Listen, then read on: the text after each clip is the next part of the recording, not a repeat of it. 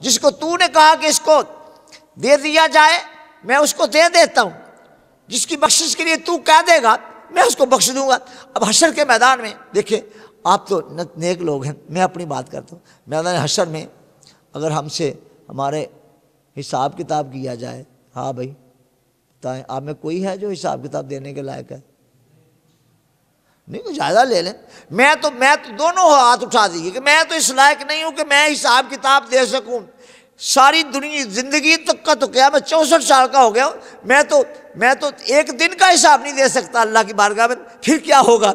پھر اس دن رخ ہوگا محبوب رب کی جانب، ادھر نظریں ہوں گی، یا رسول اللہ آج کوئی نہیں، آج ماں نہیں بن رہی، آج باپ نہیں بن رہا، آج بھائی نہیں بن رہے، بہن نہیں بن رہے، بیوی نہیں کام آ رہی، اولاد نہیں کام آ رہی، یا رسول اللہ آج محبوب رب فرمائیں گے یا اللہ سر سجدے میں رکھ دیں گے، اور جو سجدے میں سر رکھ کر جو اللہ جانتا ہے، جو اللہ چاہے گا وہ پڑھیں گے، جب سر اٹھائیں گے رب کائنات فرمائے گا سل ارفع راسک یا محمد، اے پیارے محبوب سر اٹھا۔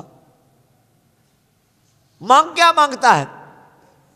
تسأل فتعطى، تو جو مانگے گا میں دے دوں گا، تو شفاعت کر، جس کی شفاعت کرے گا میں قبول کر لوں گا۔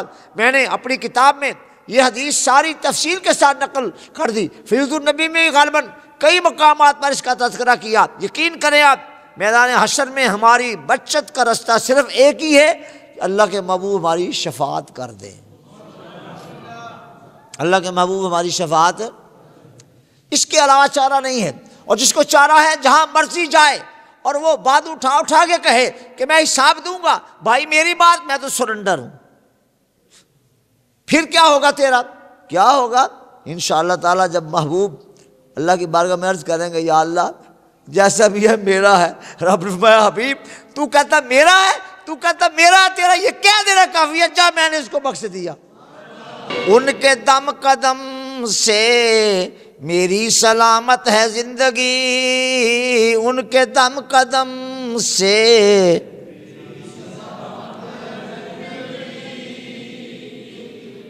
وہ آنکھ پھیر دیں تو قیامت ہے زندگی، وہ آنکھ